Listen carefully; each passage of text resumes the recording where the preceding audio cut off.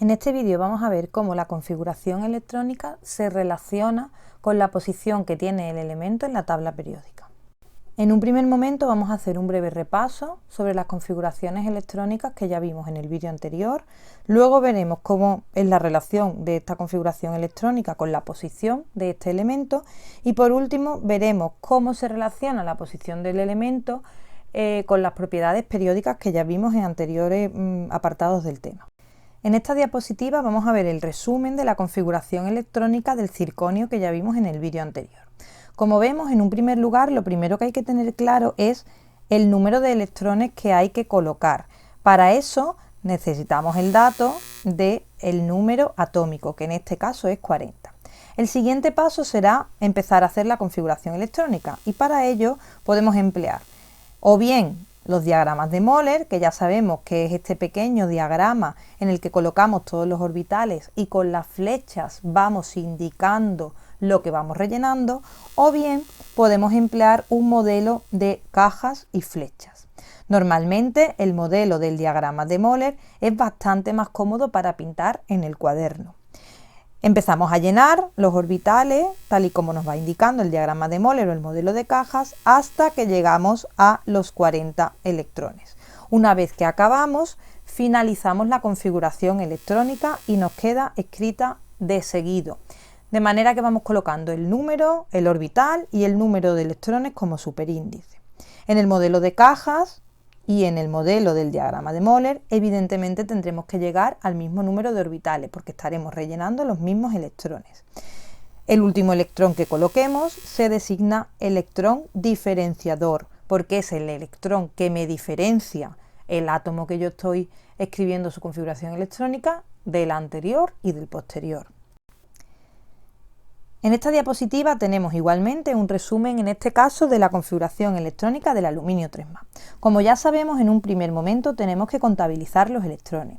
Aquí es importante darnos cuenta que tenemos un catión, es decir, una especie que está cargada positivamente. Así que, en un principio, podríamos esperar que a partir del número atómico sabemos que tenemos 13 protones y por tanto tendríamos 13 electrones. Sin embargo, como tenemos 3 cargas positivas, significa que ha perdido 3 electrones, de manera que el número de total de electrones que tenemos que escribir, como ya sabemos, es 10. Empezamos a hacer el llenado de los electrones, bien por el diagrama de Moller o bien por el modelo de cajas y flechas, y llegaremos a la conclusión de que una vez que hemos rellenado electrones, esta será la configuración electrónica del aluminio 3+. Del mismo modo tendremos que tener en cuenta el cómputo global de electrones cuando tengamos un anión, es decir, una especie que está cargada negativamente.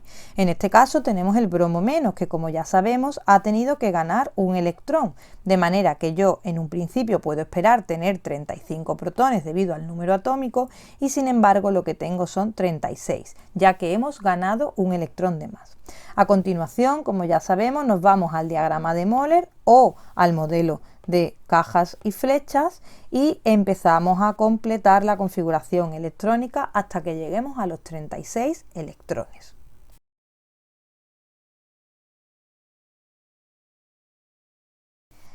Tras este pequeño repaso podremos pensar, bueno, vale, ¿y cómo se relaciona la configuración electrónica con la posición de la tabla periódica? ¿Qué tiene todo esto que ver? Pues lo vamos a ver a continuación. Para poder saber la posición que tiene un elemento en la tabla periódica a partir de su configuración electrónica, será importantísimo que tengamos muy bien definido el electrón diferenciador. ¿Os acordáis de lo que era el electrón diferenciador? Pues cuando voy escribiendo la configuración electrónica, el último electrón que escribimos. Recordad, es el electrón que me diferencia del átomo anterior y del átomo posterior, de manera que será clave para averiguar la posición de ese elemento en la tabla periódica. Si analizamos las configuraciones electrónicas de todos los elementos de la tabla periódica, encontramos una peculiaridad que nos va a ser muy útil. ¿Cuál es esta? Pues bien, cuando analizamos el último electrón, que ya sabemos que se llama electrón diferenciador, nos damos cuenta que nos permite saber en qué grupo estamos. ¿Por qué?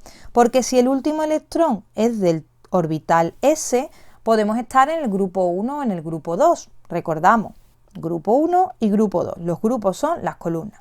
Si los electrones, en cambio, diferenciadores, forman parte de los orbitales de tipo D, desde el D1 hasta el D10, porque recordamos que ahí caben 10 electrones, pues tendremos que los elementos se encuentran desde el grupo 3 hasta el grupo 12. Si vamos sumando, vamos continuando, 3, 4, 5, así sucesivamente hasta el grupo 12. Si por el contrario el último electrón se encuentra en un orbital de tipo P, pues podremos tener desde el grupo 13 hasta el grupo 18.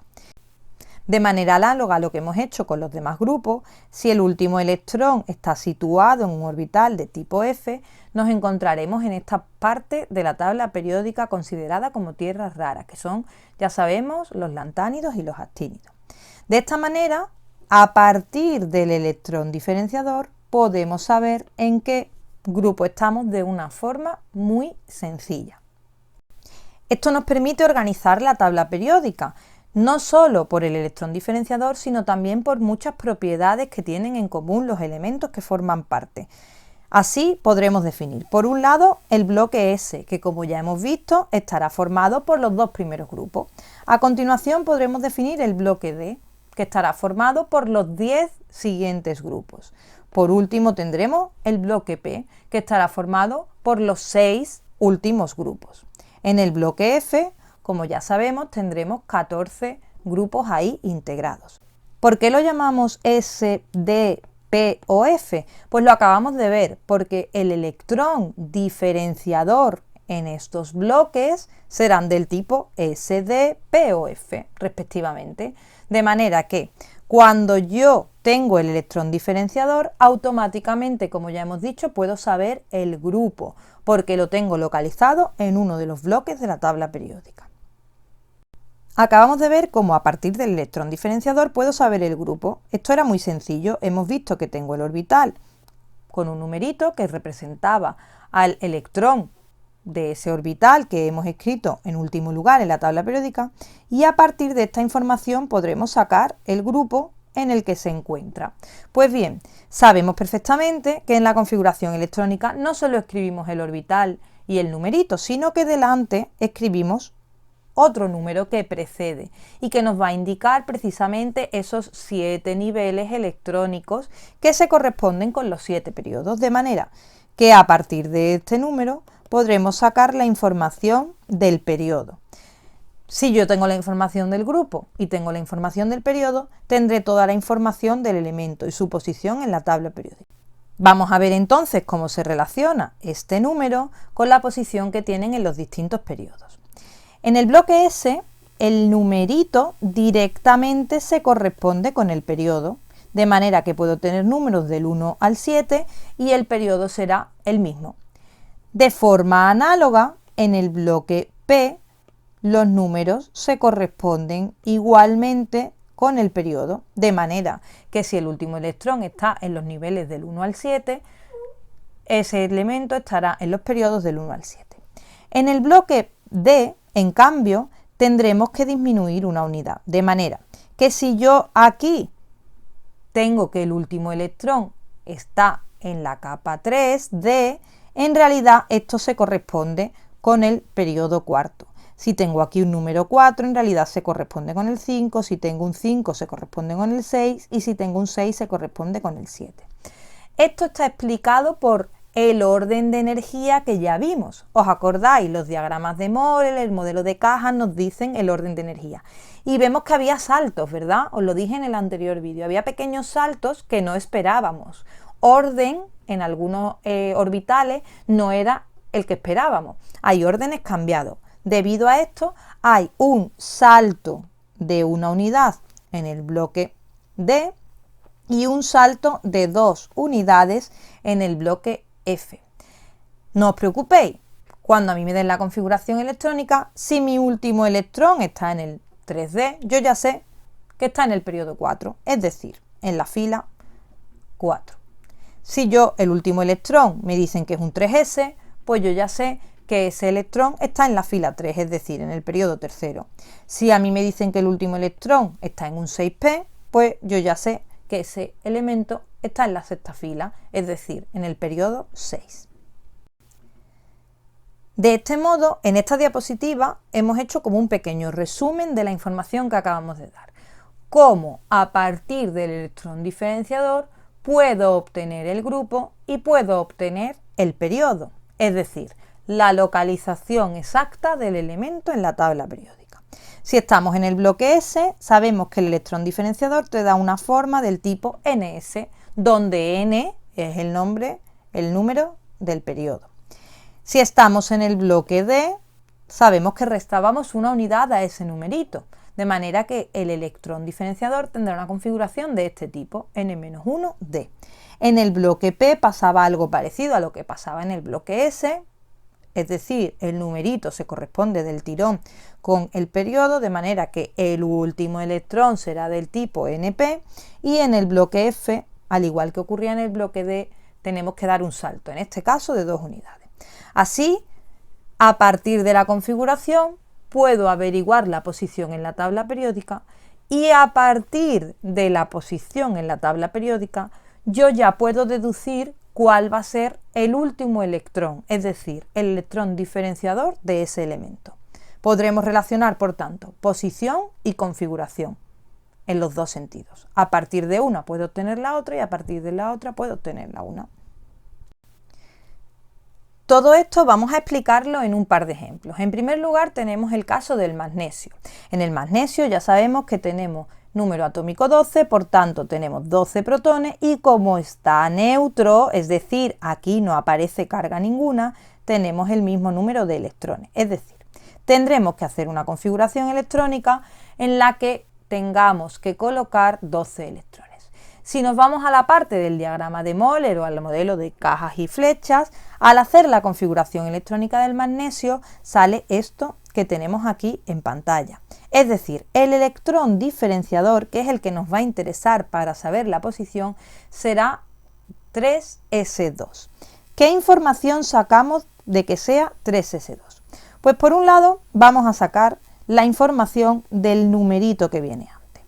Este 3 lo que nos implica, como estamos en una parte del bloque S, significará que será el periodo 3. La otra parte del electrón diferenciador, es decir, que sea S2, nos va a indicar que vamos a estar en el grupo 2. Si tenemos el periodo 3 y tenemos el grupo 2, podremos jugar a los barquitos, es decir, localizamos rápidamente el periodo 3, localizamos rápidamente el grupo 2, de manera que el elemento se situará en esta posición. A partir de saber únicamente el número atómico, hemos deducido la configuración electrónica y a partir de la configuración electrónica hemos sacado el electrón diferenciador. Con el electrón diferenciador ya sabemos que podemos sacar tanto el grupo como el periodo y podremos entonces localizar el elemento en la tabla periódica inequívocamente, es decir, será su posición exacta. De manera similar podemos operar con el caso del manganeso. En este caso tenemos un número atómico de 25, es decir, tenemos 25 protones. Como no tenemos carga, es neutro, ahora mismo sabemos que tenemos que colocar 25 electrones. Si hacemos la configuración del manganeso por las normas que ya conocemos y haciendo uso de los diagramas de Moller o del modelo de cajas y de flechas, llegamos a que la configuración electrónica del manganeso es esta de aquí, en la que hemos situado 25 electrones. Es decir, el electrón diferenciador, que es el último que escribimos, es un electrón 3d5. Al igual que hemos hecho en el caso anterior, vamos a sacar la información que podamos de este electrón diferenciador. Por un lado, sacamos la información del numerito. Tenemos 3, pero sabemos que tenemos un orbital de tipo D, por lo tanto, sabemos que tenemos que sumarle una unidad, de manera que será el periodo 4. Vuelvo a repetir por si quedan dudas. Esto es así porque estamos en un orbital D y recordamos que los orbitales D al numerito que aparece aquí hay que sumarle una unidad. De manera similar a como hemos hecho antes, en la segunda parte del electrón diferenciador tenemos un D5. Esto va a significar que va a estar en el quinto grupo del bloque D. Pero ojo, el bloque D tiene antes un bloque S. Recordamos, tenemos aquí el bloque S con dos grupitos y luego empezamos aquí en el 3, 4, 5, 6, 7. Si contamos el 1, 2, 3, 4 y 5 del bloque D, tendremos localizado el grupo en el que se encuentra mi elemento. Es decir, tendremos que estar en el grupo 7. Vuelvo a repetir, este 5 lo que nos indica es que está en el quinto lugar, pero dentro de este bloque D. Como yo ya tengo aquí dos grupos previos, si tengo el quinto lugar y antes tengo otros dos, pues 2 más 5 serán 7. De nuevo, como hemos hecho en el caso anterior, tengo localizado el periodo, que es el periodo cuarto, tengo localizado el grupo, que como ya hemos dicho el grupo 7, por tanto, inequívocamente, el manganeso tendré su posición en este lugar de la tabla periódica. Es decir, lo primero, sabemos el número atómico del manganeso. A partir del número atómico del manganeso, sabemos el número de protones, como está neutro, sabemos el número de electrones. A continuación escribimos la configuración electrónica con las herramientas que ya conocemos. Nos quedamos con el electrón diferenciador. Con el electrón diferenciador saco información, por un lado, del periodo y por otro lado, del grupo, tal y como hemos dicho. Y por último, puedo localizarlo en la tabla periódica. Todo esto que acabamos de ver es importantísimo. ¿Por qué? Porque conociendo únicamente un dato, el número atómico de un elemento, puedo sacar muchísima información. Hemos visto que conociendo el número atómico y el número másico puedo saber el número de protones, puedo saber el número de neutrones, puedo saber el número de electrones. Al saber el número de electrones, automáticamente sé la configuración electrónica. Cuando sé la configuración electrónica, puedo saber, como ya hemos visto, la posición que tiene en la tabla periódica. Y puesto que la posición que tiene en la tabla periódica es precisamente aquella que está relacionada con sus propiedades, sé en el momento que me dan el dato del número atómico todas esas propiedades de ese elemento, o al menos en qué grupos está, las características generales que presenta. Por tanto, saber hacer la configuración electrónica es una puerta que me permite saber un montón de cosas sobre ese elemento. Vamos a recordarlo. Algunas de esas propiedades más interesantes eran las propiedades periódicas, que recordamos que son propiedades que van variando con cierta regularidad, es decir, propiedades que van cambiando periódicamente.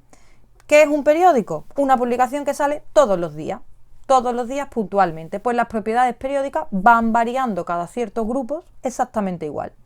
Cuando van pasando ciertos grupos se repite. Por eso, ya vimos al principio del tema que podíamos colocar los elementos de esa forma en la tabla periódica, porque hay propiedades que se repiten. Pues bien, vamos a comenzar por la primera que vimos, el radio atómico. El radio atómico ya sabemos que es la distancia que hay entre dos núcleos dividida entre dos, es decir, la mitad de la distancia de dos núcleos enlazados. Es una propiedad difícil de medir, pero tenemos tabulados muchos valores, es decir, ya están medidos y esos son datos que se conocen. Como se conocen esos datos, podemos saber cómo varían en la tabla periódica. Y de forma general diremos que el radio atómico varía hacia la izquierda y hacia abajo. De manera análoga podremos estudiar la electronegatividad. Recordamos, la electronegatividad es la tendencia que tienen los átomos de atraer electrones, es decir, son las ganas que tiene un átomo de coger electrones. el hambre de electrones que tiene ese elemento. Esta magnitud es relativa. Ya hemos visto que hay varias escalas y nosotros usaremos la escala de Pauling. Pero como son las ganas, no se pueden cuantificar. Pauling hizo una pequeña escala que es la que utilizaremos, como ya he dicho. Pero aún así son valores relativos de comparar unas cosas con respecto a otras. Sabemos, a partir de esta escala de Pauling, cómo varía a lo largo de la tabla periódica esas ganas que tienen los átomos de ganar electrones. Y sabemos que varían hacia la derecha y hacia arriba. Por último, aunque existen más propiedades periódicas, nosotros nos hemos quedado únicamente con 3. Y finalizamos con el carácter metálico. El carácter metálico, recordad que era esa tendencia que tienen los átomos a formar cationes, es decir, a perder electrones. Si la electronegatividad era la tendencia a ganarlos y el carácter metálico es la tendencia a perderlos, evidentemente van a ser propiedades contrarias, de manera que va a variar el carácter metálico de forma contraria a como lo hace la electronegatividad, que es hacia la izquierda y hacia abajo. Recordamos, la electronegatividad, ganas de coger electrones. El carácter metálico, las ganas de perderlos. Además, el carácter metálico, y así hacemos un breve repaso, nos separaba los elementos de la tabla periódica en metales, en no metales y en un grupo intermedio que estaba por ahí que llamábamos semimetales. Es decir, a partir de saber la configuración electrónica podremos averiguar la posición y por tanto podremos saber las propiedades periódicas que tiene un elemento. ¿Y cómo vamos a relacionar la configuración electrónica con la posición del elemento y por tanto con sus propiedades periódicas? Pues muy sencillo.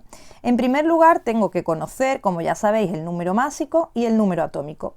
En el momento en el que conozco el número másico y el número atómico, automáticamente conozco el número de electrones. Cuando ya sé el número de electrones, podemos hacer la configuración electrónica. ¿Cómo hacemos la configuración electrónica? Pues ya sabemos que podemos emplear los diagramas de Moller, el que eran las diagonales, y el modelo de cajas y flechas, en el que vamos rellenando cada electrón con forma de flecha siguiendo las normas que ya vimos.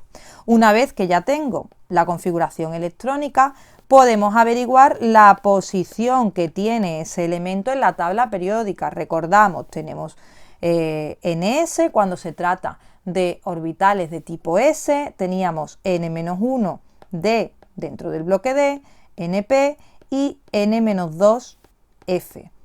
A partir de esa información puedo averiguar, como ya sabemos, tanto el grupo como el periodo. Recordad, era como jugar a los barquitos. Yo necesito saber el grupo, necesito saber el periodo y una vez que ya lo tengo, localizo el átomo. Cuando ya tengo la posición, ya puedo analizar las propiedades que a mí me interesen. Si me dicen que compare, pues yo ya tendré localizados los distintos elementos y yo ya sé, sabiendo cómo varían esas propiedades, cuál va a tener, por ejemplo, mayor electronegatividad que otro, o cuál va a tener mayor radio atómico que otro, o cuál va a tener mayor carácter metálico que otro. De manera que podré comparar distintos elementos. Un problema típico es que me den la configuración electrónica o bien que me den el número atómico y que me pregunten cuál de los dos tiene una propiedad en mayor medida que el otro. De manera que lo que tendré que hacer es todo este proceso. A veces me lo preguntarán con más o menos datos, pero yo, sabiendo el proceso, podré averiguar todo lo que me puedan pedir.